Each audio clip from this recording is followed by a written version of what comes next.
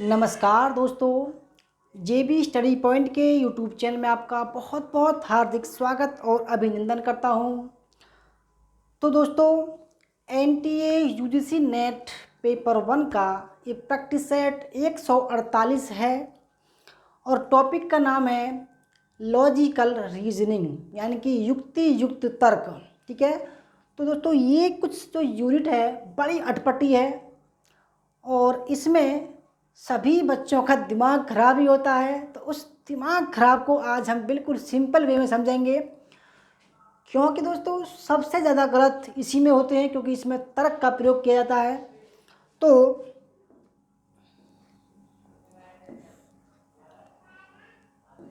Friends, net प्रथम NTA UGC net प्रथम पत्र और लॉजिकल रीजनिंग प्रैक्टिस सेट 148 हमारा उद्देश्य अब की बार नेट जेआरएफ पार है। तो फ्रेंड्स, शुरू करते हैं। अगर आपने अभी तक हमारा चैनल सब्सक्राइब नहीं किया तो प्लीज़ सब्सक्राइब कर लीजिएगा। उसके पास में जो बेल आइकन है उसको प्रेस कर लीजिएगा, जिससे कि आने वाले वीडियो का नोटिफिकेशन पहले मिल सके। वीडियो को लाइक और शेयर कीजिएगा। तो फ्रेंड्स, अगर आपको हमारा कोर्स ज्वाइन करना हो या क्रैश कोर्स ज्वाइन करना हो तो हमारे जेबी स्टडी पॉइंट के ऐप को डाउनलोड कीजिएगा, जहां पर आपको डेमो क्लास मिलेंगी और पीडीएफ भी आपको मिलेंगे। तो कुछ हमारे रेगुलर कोर्स हैं, जैसे कि एनटीए नेट हिस्ट्री 1 साल का 4,000 रुपये का है। ठीक है। 6 मंथ का 3,000 रुपये का है और आपको 2 साल का कोर्स दोस्तों केवल 5,000 रुपये में मिलेगा। ठीक है। और हमने आज से नोट्स भी देने शुरू कर दिए हैं। नोट्स भी देने शुरू कर दिए दोस्तों। ठीक है। नोट्स लेने की जो लिंक है वो वीडियो को डिस्क्रिप्शन में है, या हमारा नंबर है 8218345167 पर संपर्क कर सकते हो। ठीक है। नोट्स बिल्कुल मामूली शुल्क में दिए जा रहे हैं आपको लिंक। ठीक है। तो दोस्तों शुरू करते हैं। आज के टॉपिक का नाम है लॉजिकल रीजनिंग। ठीक है।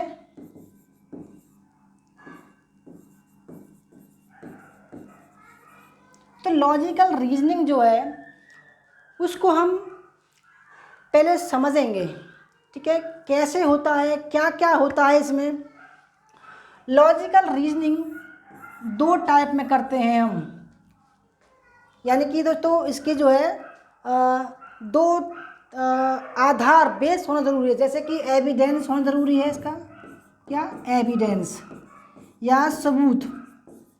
ध्यान से समझिएगा, ध्यान से कॉन्सेंट्रेट होइएगा। ठीक है। और दूसरा दोस्तों इसको पूर्व धारणा या अजम्पशन बोलते हैं। इसका अजम्पशन क्या बोलते हैं इसको, पूर्व धारणा।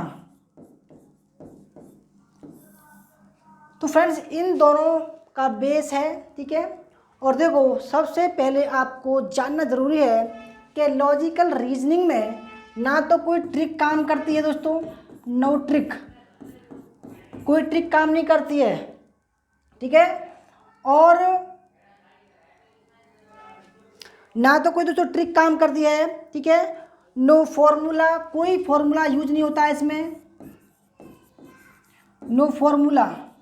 ठीक है। और जो साथ साथ में आपका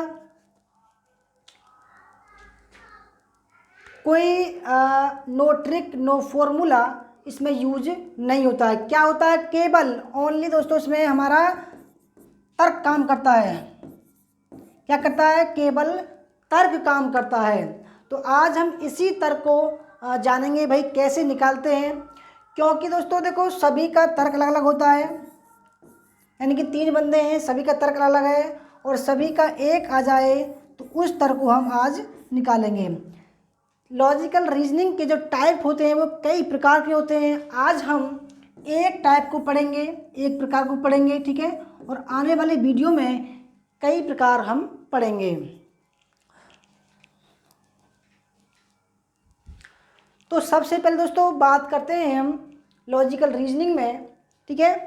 कि भाई उसमें क्या क्या होता है। लॉजिकल रीजनिंग में एक होता है अजम्पशन, पहला अजम्पशन,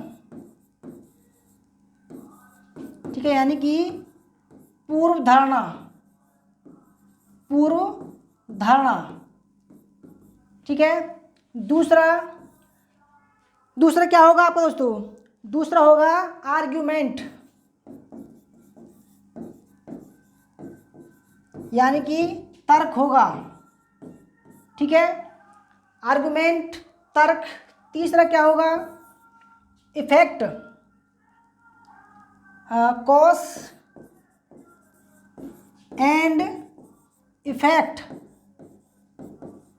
यानी कि कारण और प्रभाव,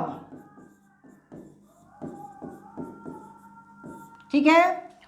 चौथा क्या होगा, तो चौथा होगा आपका इन्फेरेंस, निष्कर्ष, या कॉन्क्लूजन, निष्कर्ष, ठीक है। पांचवा क्या होगा, तो इन 5 चीज़ों पर ही, ठीक है, जो है कोर्स ऑफ एक्शन, क्या कार्यवाही की है, ठीक है, कार्यवाही। तो जो इन्हीं चीज़ों पर पूरी आपकी लॉजिकल रीजनिंग जो है समर्पित है, आधारित है। तो इसको नोट कर लीजिएगा, ठीक है। आप सोच रहे होंगे भाई एग्जाम क्वेश्चन तो आया नहीं है अभी, तो अब हम क्वेश्चन की तरफ पढ़ते हैं। एक टाइप आज कवर करेंगे, तो समझ में आ गया होगा आपको। देखो तो प्रश्न 101 से 114 तक, 105 तक करेंगे हम। तो सवाल को समझिएगा, ठीक है। पहला समझते दोस्तों क्या पूछ रहा है। नीचे दिए गए प्रश्नों में 2 आधार वाक्य होंगे और साथ ही साथ कुछ निष्कर्ष भी दिए होंगे। उस कूट का चयन कीजिए, करना है आपको, जो निष्कर्ष सही रूप से प्रदत्त आधार वाक्यों से प्राप्त हुए। जैसे कि देखो सभी सवालों में पहला ये होगा यदि केवल निष्कर्ष फर्स्ट सही है। दूसरा ये होगा, सभी सवालों में लागू होगा ये चीज़, यदि केवल निष्कर्ष सेकंड सही है। थर्ड, यदि निष्कर्ष फर्स्ट और सेकंड दोनों सही हैं। चौथा होगा इनमें न तो निष्कर्ष फर्स्ट और न ही निष्कर्ष सेकंड सही है। तो ये चारों जो है दोस्तों, ये चारों जो ऑप्शन है वे सभी सवालों में काम करेंगे। देखो पहला सवाल, अब हम सवालों पर चलते हैं। देखो ध्यान से समझिएगा दोस्तों, अगर आपने थोड़ा बहुत भी, ठीक है, इधर उधर कर दिया तो सवाल समझ में नहीं आएगा। सवाल ये है आधार वाक्य क्या कह रहा है। तो देखो इसके 2 तरीके होते हैं करने के। एक तो होता है एक्स वाई जेड और एक्स, इस तरीके से होता है। और एक होता है वेन आर एक्स से होता है, ठीक है। तो हम आज वेन आर एक्स के माध्यम से करेंगे। आप कोई सा भी कर सकते हो, आज हम वेन आर एक्स के माध्यम से करेंगे, गोला काट कर। तो पहला है कुछ मेजें स्वर्णिम हैं, यानी कि सोने की हैं, कुछ मेजें। देखो अगर हम जब ऐसा प्रकार बात करते हैं, सवाल इस प्रकार से बात करता तो कैसे करेंगे। देखो फिर आधार वाक्य देख लें। आधार वाक्य बोल रहा है सभी लकड़ी मेज हैं। इसमें कितने पद हैं, मेज एक हो गया, मेज। दूसरा पद क्या है, सोना, सोने। तीसरा है लकड़ी, सभी लकड़ी मेज हैं। तीसरा होगा लकड़ी। तो 3 पद हैं इसमें, ठीक है दोस्तों। अब हम पहले को उठाते हैं, कुछ मेजें सोने की हैं। यानी कि जब सोने यानी कि कुछ की बात आ जाए तो हम क्या कैसा दोस्तों, ऐसे करके गोला बनाएंगे। अगर सभी आ जाए तो एक के ऊपर एक गोला काट देंगे, ठीक है। तो पहले देखते हैं, कुछ मेजें सोने की हैं, मेज, ठीक है। अब क्या करेंगे, कुछ मेजें सोने की हैं, तो सोने की हो गई ये, ठीक है। इसका मतलब हो गया कुछ मेजें सोने की हैं। ठीक है, पहला ठीक हो जाएगा, उस हिसाब से बनाया हमने गोला। अब इसको देखते हैं, सभी लकड़ी मेजें हैं, सभी जो लकड़ी हैं वो मेजें हैं। तो देखो मैंने बताया दोस्तों, जब सभी की बात आ जाए तो इस प्रकार गोला बनेगा। तो गोला किस प्रकार बनेगा, सभी लकड़ी यानी कि लकड़ी का गोला यहाँ बनेगा, लकड़ी का, क्योंकि सभी लकड़ी क्या है, मेजें हैं। तो गोला मैं बड़ा बनाता हूँ, कैसे बनेगा, लकड़ी, ठीक है, और मेजें, ठीक है, ये मेजें हो गया, ध्यान से समझिएगा, मेजें। अब सोने की कुछ जो मेजें हैं वो तो सोने की हैं। अब देखो, अब ये हमारा डायग्राम बन गया। अब हम निष्कर्ष निकालेंगे, कुछ लकड़ी सोने की है। देखो दोस्तों, कुछ लकड़ी सोने की है, आपको लग रहा है, नहीं लग रहा है। तो जो पहला जो निष्कर्ष है वो गलत हो जाएगा, क्योंकि दोस्तों कुछ मेजें सोने की हैं, लकड़ी सोने की नहीं है। ठीक है, दूसरा,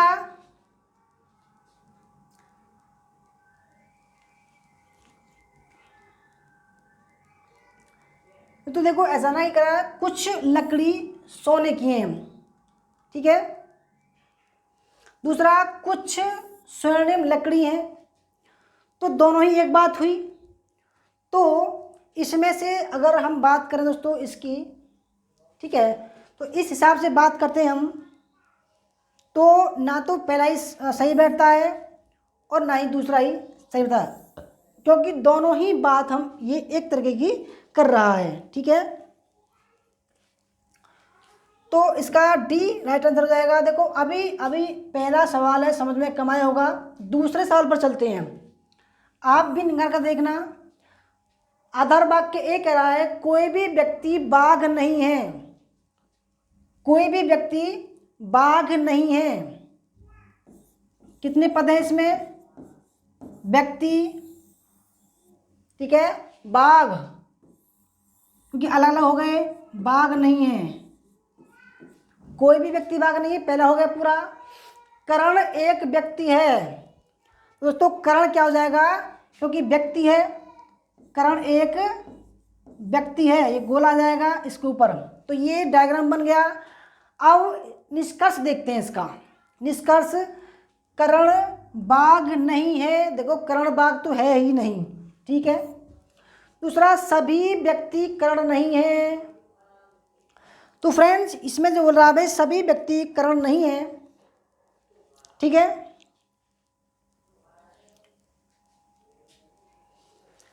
देखो सभी व्यक्ति का एक ही व्यक्ति है, वही सभी हो जाएगा। तो ये मना कर रहा है दोस्तों, क्योंकि करण जो है वो व्यक्ति में आ रहा है। तो जब मैंने बताया भाई एक गोले के ऊपर जब एक गोला चढ़ेगा डायग्राम में, तो वहाँ सभी आएगा। तो दूसरा गलत हो जाएगा, क्योंकि मना कर रहा है। तो क्या आएगा, केवल निष्कर्ष फर्स्ट ठीक है। दोस्तों आया समझ में, आया तो लाइक करो, शेयर करो। अब तीसरा देखते हैं, कुछ और समझ में आएगा। आधार वाक्य सभी, देखो मैंने कहा था जो सभी जब आए तो गोले के ऊपर गोला होगा। सभी लड़के पुरुष हैं, गोले के ऊपर गोला, सभी लड़के पुरुष हैं, ठीक है। दूसरा कह रहा है कि सभी पुरुष पिता हैं, सभी पुरुष पिता हैं। सभी पुरुष दोस्तों क्या है, पिता हैं। इस गोले के ऊपर हो जाएगा गोला पिता। अब देखो निष्कर्ष, कुछ पुरुष लड़के हैं। तो इसमें जो कुछ आ रहा है भाई, सभी लड़के हैं, सभी पुरुष क्या है, लड़के हैं, लड़कियां तो है नहीं भाई। तो कुछ लड़के कुछ पुरुष लड़के हैं, ये सभी लड़के हैं। तो पहला गलत हो जाएगा, क्योंकि दोस्तों सभी आता तो ठीक हो जाता। और देखो इसमें ये ठीक भी हो सकता है, क्योंकि हमें तर्क लगाना केवल। कुछ लड़के भाई, क्योंकि ये मना नहीं कर रहा है, क्योंकि पॉजिटिव में जा रहा है तो सही, मना थोड़ी कर रहा है। अब सभी लड़के पिता हैं, तो जब लड़के पुरुष हैं और पुरुष पिता हैं तो ये भी ठीक हो जाएगा। ठीक है, तो इस हिसाब से दूसरा ठीक है, क्योंकि भाई जब क्योंकि ये जो सवाल है पॉजिटिव में जा रहा है तो ये भी पॉजिटिव में जा रहा है। पॉजिटिव नेगेटिव की बात जब आती है दोस्तों तो प्लस में जाता है, तो पहला भी ठीक है और यहाँ पे दूसरा भी ठीक हो जाएगा। ठीक है, तो क्या ठीक हो जाएगा? निष्कर्ष फर्स्ट एंड सेकंड दोनों सही हैं, क्योंकि ये मना नहीं कर रहा है। ठीक है, जब मना करता कुछ पुरुष लड़के नहीं है तब ये गलत हो जाता। अब ठीक है, तो दोस्तों ये जो है तीसरा जो है ये सी हो जाएगा इसका। ठीक है, तीसरे का सी। देखो एक बार देख लेते हैं।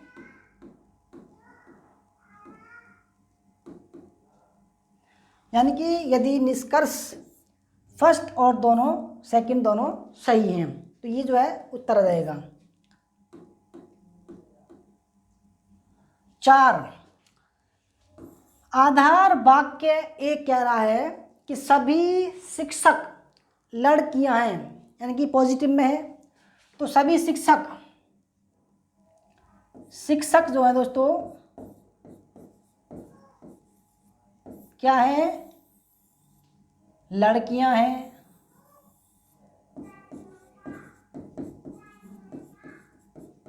ठीक है, दूसरा कह रहा है कोई लड़की आलसी नहीं है, यानी कि अलग बिल्कुल डिफरेंट बात है, यानी कि कोई लड़की जो है आलसी नहीं है। ठीक है, डायग्राम बन गया। देखते हैं पहला, कोई लड़का शिक्षक नहीं है, यानी कि नेगेटिव है, तो नेगेटिव है। ठीक है, तो इसमें तो बात ठीक है जी, कोई लड़का शिक्षक नहीं है। भाई जब इसमें शिक्षक लड़कियां हैं तो लड़का तो होगा ही नहीं, कोई भी दिक्कत नहीं दोस्तों। ठीक है, ठीक है दोस्तों।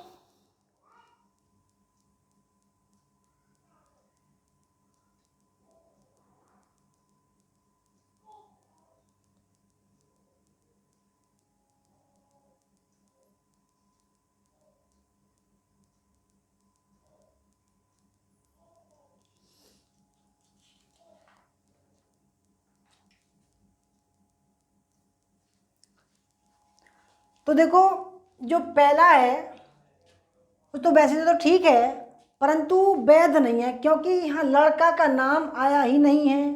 ठीक है, जब हमारे पद कितने हैं दोस्तों? पद देखते हैं, शिक्षक। ठीक है, शिक्षक पद है, लड़कियां पद है और आलसी पद है, 3 पद है।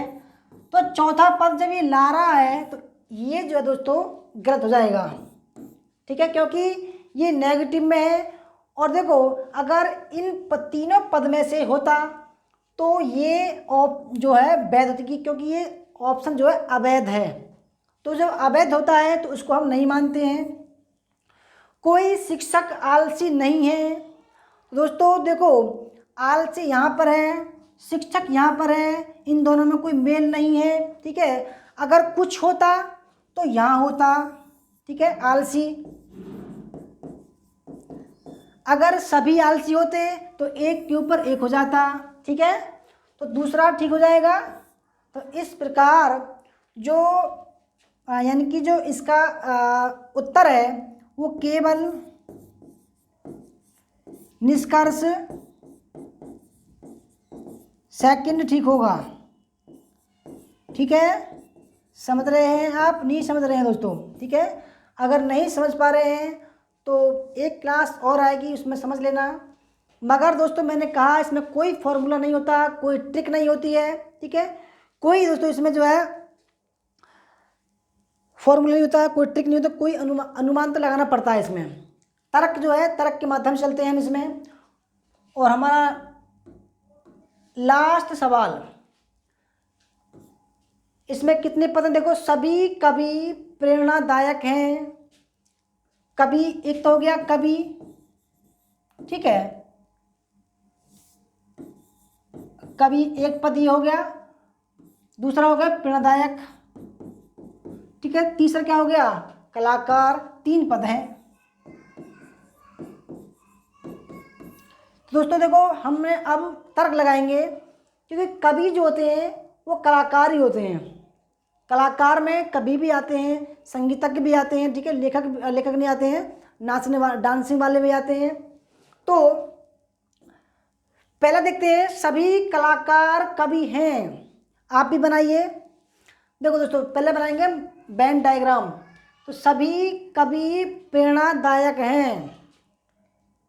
कवि, मैंने कहा जब सभी आ जाए तो उसके ऊपर गोला हम काट देंगे। तो प्रेरणादायक, ठीक है। दूसरा क्या कह रहा है? सभी कलाकार प्रेरणादायक हैं। सभी कलाकार प्रेरणादायक हैं। तो फ्रेंड देखो, ये भी जो है एक ही बात हो गई, ये इसी लाइन पे आ जाएगा। सभी जो है वो प्रेरणादायक हैं, ठीक है। सभी कवि जो है प्रेरणादायक है, एक ही बात हो गई। यानी कि इसमें देखो, वैसे तो कवि, देखो अगर बात की जाए दोस्तों, कवि तो जो है कलाकार ही होते हैं। कुछ हमें तर्क लेना पड़ता है इसमें, ठीक है। अब कवि कलाकार होते हैं और सभी कलाकार प्रेरणादायक हैं, ये इस प्रकार बनेगा, ठीक है। ये इस प्रकार आपका डायग्राम बनेगा। तो अब निष्कर्ष निकालते हैं, सभी कलाकार कवि हैं। सभी कलाकार कवि हैं, ठीक है दोस्तों। आप भी कमेंट कीजिए, आप भी लगाइए तर्क इसमें थोड़ा सा।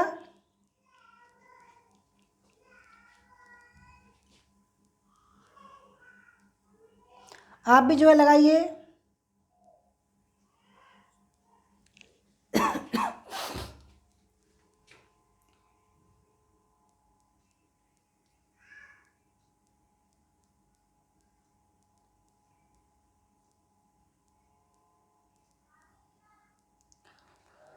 तो देखो देखो, जब हमने कहा भाई, जब नेगेटिव की बात आती है तो नेगेटिव को हम काट देते हैं, क्योंकि कुछ कलाकार प्रेरणादायक नहीं है, जबकि बोल रहा है सभी कलाकार प्रेरणादायक हैं, तो ये गलत हो जाएगा, ठीक है। दूसरा, सभी कलाकार कवि हैं। देखो मैंने कहा दोस्तों कि बेशक कलाकार की श्रेणी में कवि भी आते हैं, ठीक है, और लेखक भी, डांस करने वाले भी आते हैं।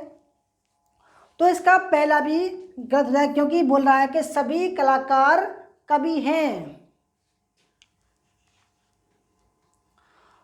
और दोस्तों देखो, अगर हम ये बात करें कि भाई कवि प्रेरणादायक हैं, बिल्कुल ठीक है जी, कलाकार प्रेरणादायक हैं, तो प्रेरणादायक तो ठीक है, दोनों प्रेरणादायक हैं, परंतु सभी जो है दोस्तों, देखो इसमें वैसे एक ही बनेगा, क्योंकि मैंने दोस्तों बताया आपको कि कोई फॉर्मूला, कोई ट्रिक नहीं लगेगा, केवल तर्क लगेगा हमारा। सभी कवि प्रेरणादायक हैं, तो इसमें दोबारा बनाते हैं, तो हो सकता है आप समझ नहीं पाए हों, ठीक है। 3 पद, कवि, प्रेरणादायक और कलाकार। सभी कवि प्रेरणादायक हैं, सभी कवि, तो कवि प्रेरणादायक, ठीक है। सभी कलाकार प्रेरणादायक हैं, सभी कलाकार। तो दोस्तों ये जो है कुछ अलग तरीके का सवाल है, ठीक है। अगर हम इसको ऐसे लगाएं कि कभी सभी कवि जो है कलाकार होते हैं, परंतु ये जो सवाल है ये कुछ आपको घुमाएगा ज़रूर, क्योंकि सभी कलाकार प्रेरणादायक हैं। अब इस पर देखते हैं, सभी कलाकार कवि हैं, सभी कलाकार कवि हैं, तो इसका देखो तो 2 आंसर आएंगे, 2 आंसर। पहला, क्योंकि दूसरा तो गलत है ही है, क्योंकि नेगेटिव में जा रहा है, कुछ कलाकार प्रेरणादायक नहीं है, जबकि दोस्तों सभी हैं, विपरीत है। तो देखो केवल निष्कर्ष फर्स्ट सही है, फर्स्ट सही है, ठीक है। और इसका दूसरा भी आएगा कि भाई अगर कलाकार को अलग करें और कवि को अलग करें तो ये दूसरा गलत हो जाएगा। फिर आएगा केवल 4, ना तो फर्स्ट और ना तो सेकंड निष्कर्ष सही है। दोस्तों आप सभी ऐसे सवालों को करके देखिएगा, ठीक है। बिल्कुल आसानी से समझ में आएंगे आपको जब आप निकालने बैठोगे, ठीक है। तो सवालों को बड़े आसानी से निकलेंगे। एक बार वीडियो जरूर देखने का कि भाई किस तरीके से निकाले हैं। जब इस प्रकार से आ जाए तो दोस्तों हम जब इस प्रकार से आ जाए और मेल नहीं मिल रहा है तो हम जो है दूसरे ऑप्शन को लगाएंगे। 90% हम दूसरे को लगाएंगे इस प्रकार का जब सवाल आ जाए, क्योंकि ना निष्कर्ष सही बैठ रहा है और ना ही उसका कथन सही बैठ रहा है, तो दोनों को जो है हम गलत लगा देंगे, ठीक है। तो इसका डी हो जाएगा। तो आपको दोस्तों वीडियो कैसी लगी? अच्छी लगी तो लाइक करना, शेयर करना, कमेंट करना। अगर आपको दूसरा पार्ट चाहिए तो ज़रूर कमेंट कीजिएगा, दूसरा पार्ट भी आएगा जल्दी ही। तो फ्रेंड धन्यवाद, जय हिंद, जय Bharat, Vande Mataram. Like share comment ज़रूर करना।